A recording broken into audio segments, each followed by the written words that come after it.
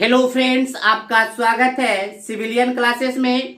आज हम चर्चा कर रहे हैं परमेबिलिटी के लास्ट लेक्चर में। तो प्यारे बच्चों, अब हम पढ़ने जा रहे हैं factor affecting the permeability. Factor affecting the permeability मतलब कौन कौन सा ऐसा फैक्टर है जो परमेबिलिटी को अफेक्ट करता है।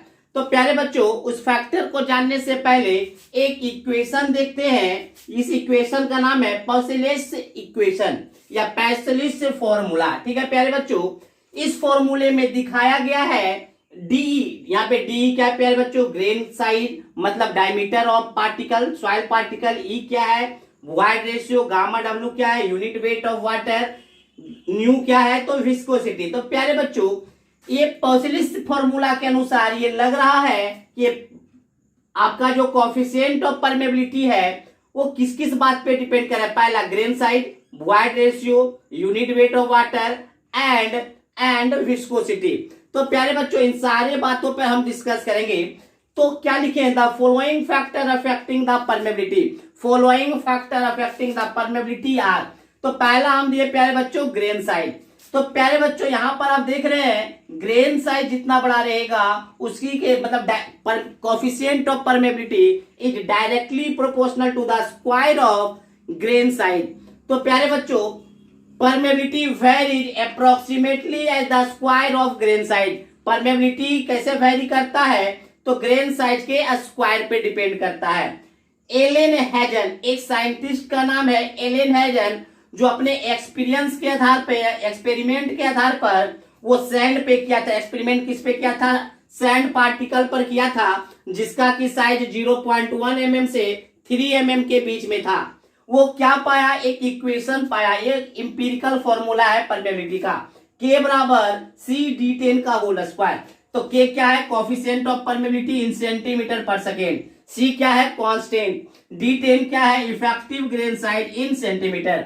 प्यारे बच्चों, इस बात का ध्यान दीजिएगा कि D10 अगर आप सेंटीमीटर में लीजिएगा तो ही एक कोएफिशिएंट का वैल्यू, कांस्टेंट का वैल्यू 100 होगा। प्यारे बच्चों, D10 अगर सेंटीमीटर में होगा तो ही एक किस कांस्टेंट का वैल्यू 100 होगा, अदरवाइज नहीं होगा। तो पहला आपका फैक्टर हम देखें ग्रेन साइज। ग्रेन साइज पे क्या कैसे डिपेंड करता है प्यारे बच्चों? तो coefficient of permeability is very approximately a square of the grain size, a square of the grain size। अब हम अगले फैक्टर के पास जाते हैं, इसको नोट डाउन कीजिए।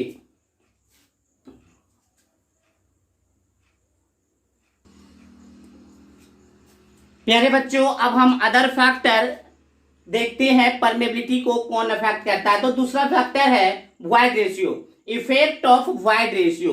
प्यारे बच्चों, इस पॉसिलिस इक्वेशन से, फॉर्मूला से पता चल रहा है कि परमेबिलिटी क्या है? Directly proportional to the void ratio है। तो आप लोग को ये लग रहा है कि वॉइड रेशियो तो नीचे है, लेकिन प्यारे बच्चों आप देख रहे हैं वॉइड रेशियो का पावर 3 ऊपर है, नीचे 1 पावर है। इसका मतलब है वॉइड रेशियो आप बढ़ाइएगा तो डायरेक्टली बढ़ेगा ही बढ़ेगा। तो प्यारे बच्चों, पॉसिलिस के formula indicates that coefficient of permeability is proportional to void ratio. Proportional कहने का मतलब है अगर आप वॉइड रेशियो बढ़ाइएगा तो परमेबिलिटी बढ़ेगा। तो प्यारे बच्चों, ऐसे भी हम जानते हैं परमेबिलिटी है क्या? Permeability is a property in which we indicates the ease of flow of water. तो प्यारे बच्चों, जितना ज्यादा वॉइड होगा उतना ही इजीली क्या होगा? पानी फ्लो करेगा, तो वो परमेबिलिटी को दिखाएगा। तो इससे भी पता चलता है कि परमेबिलिटी क्या होगा? वॉइड रेशियो के प्रोपोर्शनल होगा। दूसरा है प्यारे बच्चों यूनिट वेट ऑफ वाटर। तो इस इक्वेशन आप पॉसिलिस इक्वेशन में, फॉर्मूला में देख रहे हैं कि यूनिट वेट ऑफ वाटर क्या है? Directly proportional to the permeability है। अगर आप यूनिट वेट ऑफ वाटर को बढ़ाते हैं तो आपका क्या होगा? आपका परमेबिलिटी आपका क्या हो जाएगा प्यारे बच्चों? ज्यादा होगा। क्यों? क्योंकि जैसे आप यूनिट वेट ऑफ वाटर को बढ़ाते हैं, इसका मतलब क्या होता है? यूनिट वेट बढ़ाना मतलब डेंसिटी बढ़ाना। जैसे ही डेंसिटी वाटर का बढ़ेगा तो वाटर क्या हो जाएगा? हैवी हो जाएगा और बहुत इजीली वो क्या हो जाएगा? नीचे फ्लो करना चाहेगा। तो यूनिट वेट ऑफ वाटर भी बढ़ाइएगा तो परमेबिलिटी बढ़ेगा। तो according to Poiseuille's formula, coefficient of permeability is directly proportional to unit weight of water.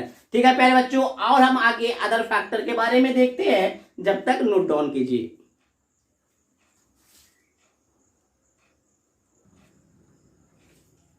तो प्यारे बच्चों नेक्स्ट आपका फैक्टर है विस्कोसिटी। तो प्यारे बच्चों according to Poiseuille's formula coefficient of permeability is inversely proportional to the viscosity. तो मतलब coefficient of viscosity is inversely proportional to the viscosity. इसका मतलब क्या है कि अगर आप विस्कोसिटी को बढ़ाइएगा तो परमेबिलिटी घटेगा, अगर आप विस्कोसिटी को घटाइएगा तो परमेबिलिटी बढ़ेगा। ठीक है प्यारे बच्चों, अब हम देखते हैं next factor specific surface area के बारे में। तो प्यारे बच्चों आप पहले तो ये आप सेट कीजिए दिमाग में कि स्पेसिफिक सरफेस एरिया घटेगा तो पार्टिकल बड़ा होगा। आप सॉइल में भी सीमेंट में भी पढ़े होंगे, थर्ड सेमेस्टर में जब सीमेंट आपको पढ़ाया जा रहा होगा तो वहां बताया जाता है कि जैसे जैसे क्ले आपका क्या होगा, महीन होगा, मतलब क्या होगा, छोटा पार्टिकल होगा तो उसका स्पेसिफिक सरफेस एरिया बढ़ेगा। मतलब स्पेसिफिक सरफेस एरिया घटेगा तो आपका क्या हो जाएगा, पार्टिकल बढ़ेगा। अब पार्टिकल बढ़ेगा तो वॉइड रेशियो बढ़ेगा, अब वॉइड रेशियो बढ़ेगा तो आपका परमेबिलिटी भी बढ़ेगा। इसका मतलब क्या है प्यारे बच्चों कि स्पेसिफिक सरफेस एरिया के घटने से परमेबिलिटी बढ़ेगा। क्यों? क्योंकि घटेगा तो वॉइड बढ़ेगा, वॉइड बढ़ेगा तो परमेबिलिटी बढ़ेगा। तो प्यारे बच्चों स्पेसिफिक सरफेस एरिया में कोजनी एक साइंटिस्ट का नाम है, वो क्या किया, स्पेसिफिक सरफेस एरिया और कोएफिशिएंट ऑफ परमेबिलिटी के बीच में कोरिलेट किया, रिलेशन निकाला।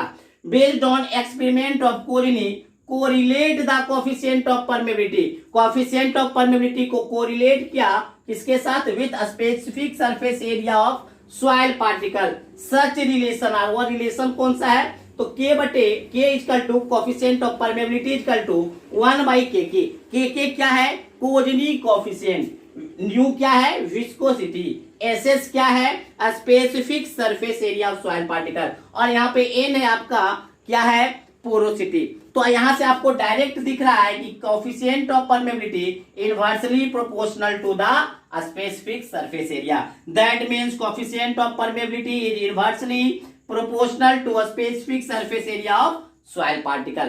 तो प्यारे बच्चों ये आपका था फैक्टर अफेक्टिंग द परमेबिलिटी। ठीक है प्यारे बच्चों, इसका मतलब हम क्या समझे कि अलग अलग सॉइल का अलग अलग परमेबिलिटी का डाटा होगा। मतलब अगर प्यारे बच्चों अगर बड़े साइज का सॉइल होगा तो इसका मतलब वाइड ज्यादा होगा तो परमेबिलिटी ज्यादा होगा। तो हम जानना चाहते हैं कि सैंड का परमेबिलिटी कहां से कहां तक लाई करता है, क्ले का परमेबिलिटी कहां से कहां तक लाई करता है, ग्रेवल का परमेबिलिटी कहां से कहां तक लाई करता है। तो हम डिफरेंट सॉइल पार्टिकल का परमेबिलिटी का वैल्यू जानना चाहते हैं। तो प्यारे बच्चों इसको आप नोट डाउन कीजिए, हम आगे चलते हैं।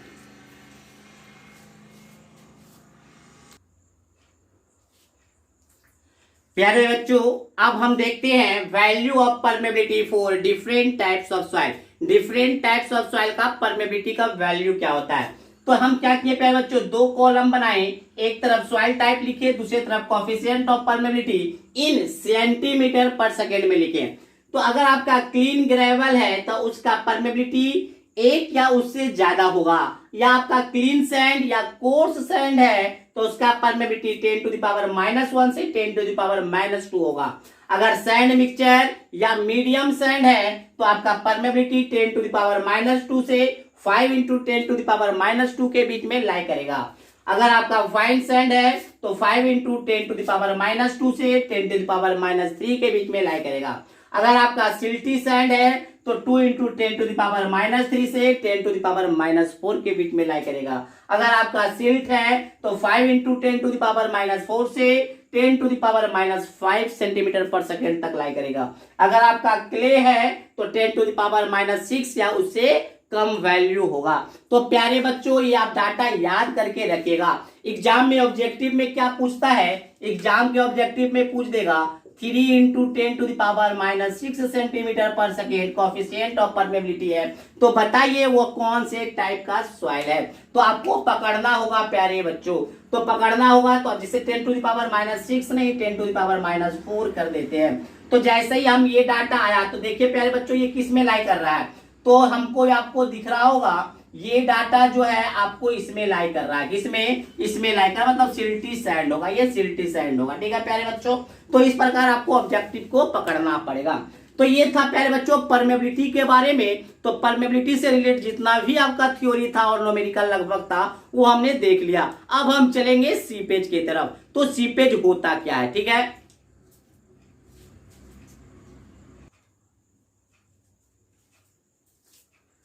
प्यारे बच्चों अब हम कॉन्सेप्ट ऑफ सीपेज देखने जा रहे हैं। तो सर जी seepage through earthen dam, seepage through earthen dam. प्यारे बच्चों हमारे पास एक अर्थन डैम है, ठीक है प्यारे बच्चों। अर्थन डैम के इस साइड अप स्ट्रीम है, अप स्ट्रीम, और इस साइड आपका डाउन स्ट्रीम। अप स्ट्रीम किसको कहते हैं, जिधर वाटर लेवल ज्यादा रहता है उसे अप स्ट्रीम कहते हैं, जिधर वाटर लेवल कम या ना के बराबर रहता है उसको डाउन स्ट्रीम कहते हैं। तो प्यारे बच्चों यह जो अप स्ट्रीम में जो वाटर है वो क्या चाहेगा कि पानी फ्लो होकर डाउन स्ट्रीम में जाए, पानी फ्लो होकर डाउन स्ट्रीम में जाए, ठीक है प्यारे बच्चों। तो आप ये जो ब्लैक मार्कर से आप जो देख रहे हैं कि क्या दिखाया जा रहा है, फ्लो लाइंस को, ब्लैक मार्कर से आपको फ्लो लाइंस से दिखाया जा रहा है। फ्लो लाइंस कहने का मतलब है प्यारे बच्चों जिस पाथ से वाटर अप स्ट्रीम से डाउन स्ट्रीम में जाता है वह पाथ ही फ्लो लाइंस कहता है। तो flow lines indicate the path of flow of water through the upstream side to downstream side, ठीक है प्यारे बच्चों। तो जितना भी आप ब्लैक मार्कर से देख रहे हैं ये क्या बनाया गया है, फ्लो लाइंस को बनाया गया, ये सब फ्लो लाइंस को बनाया गया, ठीक है प्यारे बच्चों। अब आप जो ब्लू मार्कर से देख रहे हैं, जो ब्लू मार्कर से आप देख रहे हैं वो आपका इक्विपोटेंशियल लाइन है। इक्विपोटेंशियल लाइन क्या होता है प्यारे बच्चों, तो equipotential lines are formed by the connecting the points of equal total head. वैसे सारे पॉइंट को मिलाकर इक्विपोटेंशियल लाइन बनाया गया है जिस पर टोटल हेड बराबर होता है। टोटल हेड बराबर कैसे है, तो प्यारे बच्चों इसको बहुत ही ध्यान से समझिए, बहुत ही कॉन्सेप्टिंग, बहुत इसमें कॉन्सेप्ट है। मान लीजिए प्यारे बच्चों यहां पर टोटल हेड है आपका 10 मीटर, यहां पर आपका टोटल हेड कितना है 10 मीटर, यहां पर आपका टोटल हेड 2 मीटर, कितना है 2 मीटर नहीं 1 मीटर कर देते हैं, चलिए चाहे इसको हम 30 मीटर कर देते हैं। तो इधर हेड है 30 मीटर और इधर आपका हेड है 10 मीटर। तो प्यारे बच्चों अप स्ट्रीम में हेड है 30 मीटर, डाउन स्ट्रीम में हेड है आपका 10 मीटर, मतलब यहाँ पे 30 मीटर यहाँ पे 10 मीटर। तो प्यारे बच्चों जब पानी फ्लो कर रहा होगा तो कहीं ना कहीं इसका हेड क्या होता है, घटते घटते घटते घटते 10 मीटर पे गया होगा। तो 10 मीटर पे गया होगा तो देखिए प्यारे बच्चों कैसे निकाला जाता है आपका ये कहां पे कितना इक्विपोटेंशियल ड्रॉप होगा। तो प्यारे बच्चों टोटल ये बताइए टोटल हेड लॉस कितना हुआ, 30 minus 10, 30 minus 10 20, total head loss कितना हुआ 20। अब आप देखिए प्यारे बच्चों कितना इक्विपोटेंशियल ड्रॉप है। तो प्यारे बच्चों 1 2 3 4 5 6 7, देखिए प्यारे बच्चों कितना है 7 है, 1 2 3, देखिए यहां से 1 2 3 4 5 6 7, ठीक है प्यारे बच्चों। ये आप 7 देख रहे हैं आपका क्या है, मतलब इक्विपोटेंशियल ड्रॉप है, मतलब यहां से यहां आया होगा तो कुछ उसका आपका हेड गिरा होगा, यहां पे आया होगा तो कुछ और हेड गिरा होगा। तो टोटल 7 नंबर ऑफ क्या है आपका इक्विपोटेंशियल ड्रॉप है। तो हम कितना ड्रॉप हो रहा है तो पर ड्रॉप से भागा दे देंगे, मतलब नंबर ऑफ इक्विपोटेंशियल ड्रॉप से आप भागा दीजिए। तो 20 भागा 7 कितना हो गया प्यारे बच्चों, ये 20 भागा 7 आपका हो गया 2 6 8 7 56 4, मान लीजिए प्यारे बच्चों आप इसको 5 मान लीजिए 2.85। तो प्यारे बच्चों 2.85 इंच इक्विपोटेंशियल ड्रॉप हो रहा है, मतलब यहां पे जब आया होगा तो यहाँ पे इस इक्विपोटेंशियल ड्रॉप का हेड होगा कितना होगा 30 माइनस 2.85, मतलब कितना हो गया प्यारे बच्चों आपका हो गया 37.15, कितना हो गया सॉरी 27.15, कैसे 30 माइनस 2.85 हो गया 27.15। जब आपका यहाँ पे आया होगा इस इक्विपोटेंशियल ड्रॉप में आया होगा तो आपका फिर से 2.85 आपका लॉस हुआ होगा हेड का, तो घटाइए 2.85 तो आपका हो जाएगा 5 में से 5 गया 0, 11 में से 8 गया 3 और 6 में से 2 गया 4, 24.3। फिर यहाँ इस तरह से हेड घटते घटते यहाँ पर आपका 10 आ जाएगा प्यारे बच्चों। ठीक है प्यारे बच्चों, तो ये है आपका इक्विपोटेंशियल ड्रॉप। इक्विपोटेंशियल लाइन क्या बोले प्यारे बच्चों, इक्विपोटेंशियल लाइन एक ऐसा लाइन है जो ऐसे सारे पॉइंट से मिलकर बनाया गया है जिस पर की टोटल हेड बराबर है। मतलब यहाँ पे सारे पॉइंट का हेड जो होगा वो 27.15 होगा। यहाँ पे सारे हेड का आपका वैल्यू होगा 24.30। तो इस तरह से आपका इक्विपोटेंशियल है। तो प्यारे बच्चों ये फ्लो नेट है, ये आप जो देख रहे हैं combination of flow lines and equipotential line, ये कहलाता है आपका फ्लो नेट। तो प्यारे बच्चों फ्लो नेट क्या है, flow net is a graphical representation of flow of water through a soil मास। तो प्यारे बच्चों जो वाटर आपका सॉइल मास से पास कर रहा है इसी का ग्राफिकल रिप्रेजेंटेशन फ्लो नेट से दिखाया जाता है। It is a curvilinear net form. प्यारे बच्चों कर्व की तरह ये नेट बनाया गया है। It is a curvilinear net form by the combination of flow lines and equipotential line. किससे मिलकर बना ये फ्लो नेट है, तो flow lines and equipotential line के कॉम्बिनेशन से फ्लो नेट बना है। तो प्यारे बच्चों ये फ्लो लाइंस है क्या, तो फ्लो लाइंस प्यारे बच्चों flow lines represent the path of flow. क्या रिप्रेजेंट करता है, पाथ को रिप्रेजेंट करता है। किसके पाथ को, तो flow of water along which the water will सीप थ्रू द सॉइल मास। क्या बोला, flow lines represent the path of flow along which the water सीप थ्रू द सॉइल मास। जिस पाथ से वाटर सीप करेगा वो फ्लो लाइंस इंडिकेट करता है। इक्विपोटेंशियल लाइन क्या है प्यारे बच्चों, equipotential lines are formed by the connecting the points of equal total head. ठीक है प्यारे बच्चों, तो ये हमारा था flow net, flow line, equipotential line. हम देखते हैं कि प्यारे बच्चों इसका प्रॉपर्टीज क्या है, इसका एप्लीकेशन क्या है, क्यों इसके बारे में हम पढ़ते हैं। तो आगे हम इसका प्रॉपर्टीज देखते हैं।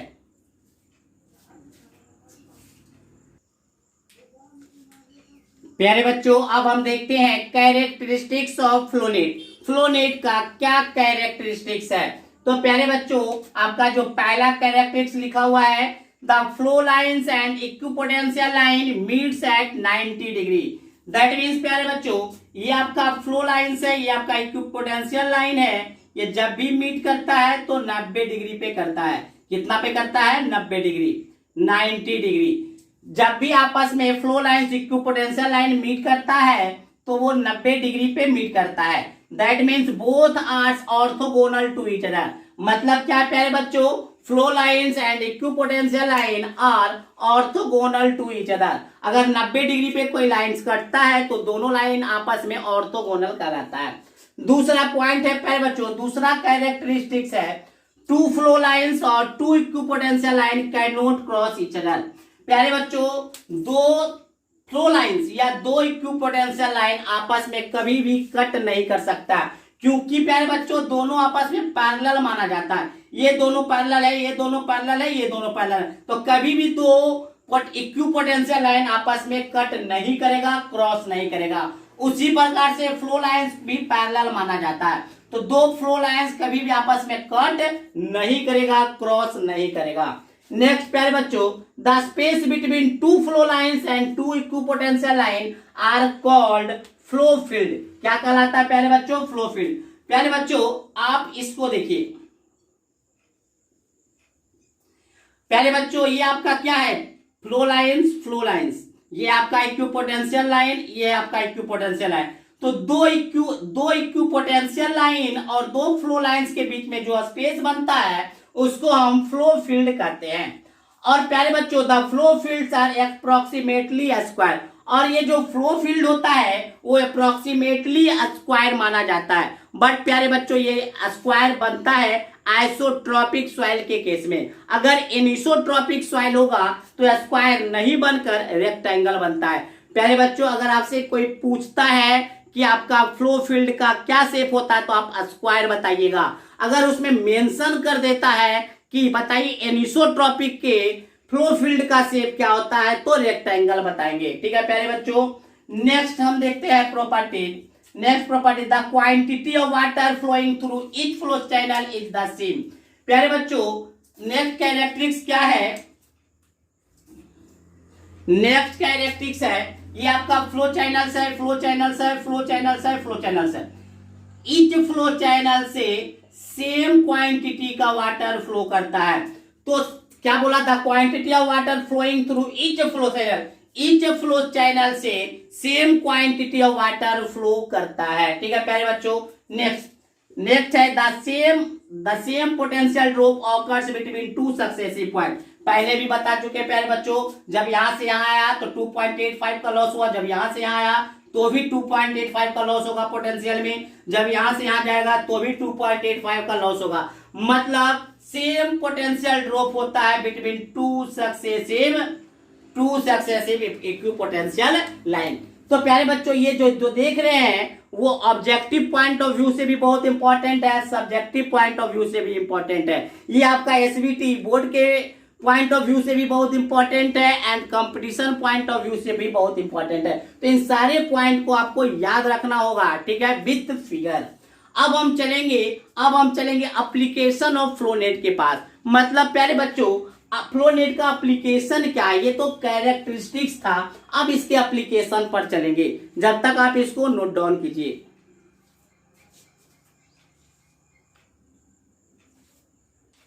प्यारे बच्चों, अब हम देखेंगे एप्लीकेशन ऑफ फ्लोनेट। फ्लोनेट का क्या एप्लीकेशन है, तो ये flow net can be utilised by flowing purpose. Flow net का यूटिलाइजेशन या पर्पस क्या, फ्लोइंग पर्पस है, ठीक है ना। फ्लोनेट का यूटिलाइज का फ्लोइंग पर्पस है। पहला, determination of quantity of water सीप, कितना क्वांटिटी ऑफ वाटर आपका अप स्ट्रीम से डाउन स्ट्रीम में गया तो वो वाटर का क्वांटिटी निकालना हम फ्लोनेट के मदद से करेंगे। डिटर्मिनेशन ऑफ सीपेज प्रेशर, कहीं पे भी सॉइल पे कितना सीपेज प्रेशर लग रहा है वो भी हम फ्लोनेट के मदद से निकालेंगे। डिटर्मिनेशन ऑफ हाइड्रोस्टैटिक प्रेशर, जिसको हम अपलिफ्ट प्रेशर भी कहते हैं, वो भी फ्लोनेट के मदद से करेंगे। And last one, determination of exit gradient, कैसे निकालेंगे वो हम आगे देखते हैं। नोट डाउन करते रहिए प्यारे बच्चों।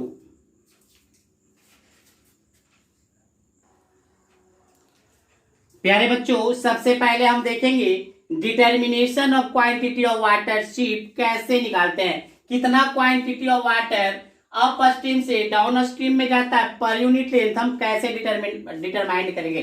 तो क्वांटिटी ऑफ वाटर सीप per unit length of soil mass is calculated by following formula. आप इस फॉर्मूले के मदद से क्वांटिटी ऑफ वाटर कितना सीप कर रहा है आप निकाल लीजिएगा।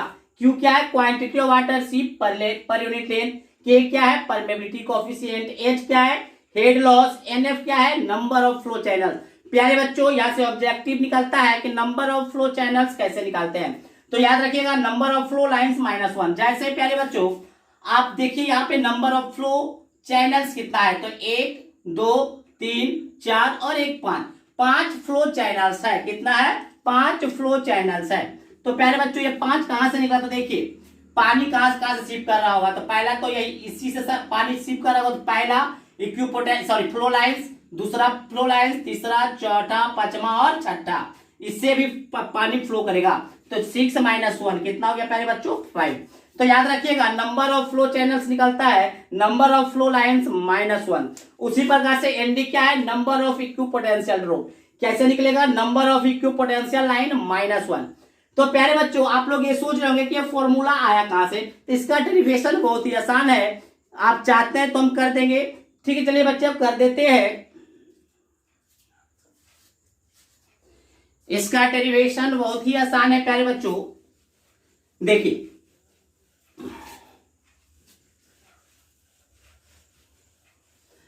प्यारे बच्चों, हम अकॉर्डिंग टू डार्सी लॉ क्या बोला प्यारे बच्चों, डार्सी लॉ बोला Q बराबर K इंटू आई इंटू ए। ठीक है प्यारे बच्चों, Q क्या है, डिस्चार्ज, K इंटू ए, आई क्या है प्यारे बच्चों, head loss by length of soil mass into cross section area A. तो प्यारे बच्चों हम अगर निकालना चाहते हैं, सबसे पहले हम क्वांटिटी निकालते हैं इससे Q। हम सबसे पहले एक चैनल से निकालते हैं, एक चैनल से कितना पानी पास करता है। तो ये क्या है आपका एक चैनल से, तो प्यारे बच्चों Q बराबर K। हेड लॉस कैसे निकलेगा प्यारे बच्चों, हेड लॉस कैसे निकलेगा, I बराबर हेड लॉस कैसे निकलेगा। तो प्यारे बच्चों देखिए आई बराबर डेल्टा एच बाई एल ठीक है होता है। तो आप डेल्टा एच कैसे निकाले थे, तो डेल्टा एच निकाले थे एच माइनस एन डी, निकाले थे या नहीं निकाले थे, अभी निकाले थे प्यारे बच्चों। कैसे हेड लॉस कितना होता है पर यूनिट इक्विपोटेंशियल ड्रॉप, कैसे निकाले थे, head loss minus number of equipotential drop. तो आपका हेड लॉस इंटू एरिया, तो हेड लॉस कितना हो गया एच सॉरी आई कैसे निकल जाएगा प्यारे बच्चों, आई आपका आई बराबर क्या delta H by L, H by N D के बराबर हो जाएगा एच बाई एन डी ठीक है। ये तो आपका हेड लॉस हो गया प्यारे बच्चों, सॉरी ये तो आपका हेड लॉस हो गया एच बटे N D, H by N D आपका head loss. Length of soil mass प्यारे बच्चों ये स्क्वायर है तो ये भी आपका एल होगा और ये भी आपका एल होगा ठीक है ना। तो हम सबसे बी मान लेते हैं, इसको बी मान लिए और इसको भी बी मान लिए। तो प्यारे बच्चों ये क्या हो जाएगा B, length of soil mass कितना प्यारे बच्चों B, into cross section area क्या होगा प्यारे बच्चों ये बी इनटू लेंथ, ये तो लेंथ नहीं होगा ना, लेंथ उधर होगा तो B into L, B into L, तो बी से बी कट गया तो क्यू बराबर क्या निकला प्यारे बच्चों, एल को भी इधर ले आइए, क्यू बाई एल बराबर K into H by N D, ये आपका क्या हो जाएगा क्यू बराबर के एच बाई एन डी। तो प्यारे बच्चों ये जो क्यू निकला वो निकला एक फ्लो चैनल से, मतलब एक फ्लो चैनल से। तो नंबर ऑफ फ्लो चैनल्स कितना है प्यारे बच्चों एन एफ, तो एन एफ से मल्टीप्लाई कर देंगे तो क्यू बराबर हो जाएगा K H N F by N D, N F से गुना क्यू किए तो क्यू की प्यारे बच्चों ये आपका निकला एक फ्लो चैनल से, हमको टोटल फ्लो चैनल से निकालना था और total number of flow channels आपका एन एफ होता है। तो ये निकल गया टोटल क्वांटिटी ऑफ वाटर सीप through the per unit length ठीक है ना प्यारे बच्चों। तो ये था आपका डेरिवेशन। हम आगे चलते हैं।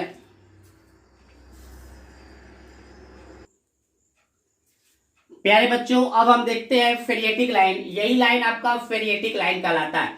तो प्यारे बच्चों फेरिएटिक लाइन एकदम टॉप फ्लो लाइंस है, top flow lines, flow lines करने मतलब जिस पास से पानी पास करता है, तो सबसे टॉप वाला फ्लो लाइंस है, सबसे टॉप वाला फ्लो लाइंस है। तो इसका मतलब यहां से अगर पानी पास कर रहा है तो प्यारे बच्चों नीचे क्या हुआ सैचुरेटेड जोन, सैचुरेटेड जोन ठीक है प्यारे बच्चों, ऊपर होगा अनसैचुरेटेड जोन ठीक है प्यारे बच्चों। तो हम बोल सकते हैं कि फेरिएटिक लाइन जो है वह टॉप फ्लो लाइंस है जो सैचुरेटेड जोन और अनसैचुरेटेड जोन को क्या करता है वो डिवाइड करता है, सेपरेट करता है। तो phreatic line is the top flow line, सबसे ऊपर वाला फ्लो लाइंस है which separate saturated zone from unsaturated zone, जो सैचुरेटेड जोन को अनसैचुरेटेड जोन से सेपरेट करता है। प्यारे बच्चों below the phreatic line positive hydrostatic pressure exist करेगा, जबकि अलोंग द फेरिएटिक लाइन, प्यारे बच्चों ऑब्जेक्टिव में बार बार पूछा जाता है कि फेरिएटिक लाइन पे प्रेशर क्या होता है, तो along the phreatic line atmospheric pressure exist ठीक है प्यारे बच्चों।